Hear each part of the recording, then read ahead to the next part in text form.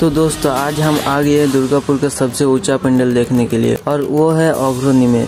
और आप लोग अगर दुर्गापुर आ रहे हो तो इस पंडाल को मिस मत करना। तो चलिए आप लोगों को दिखाता हूँ।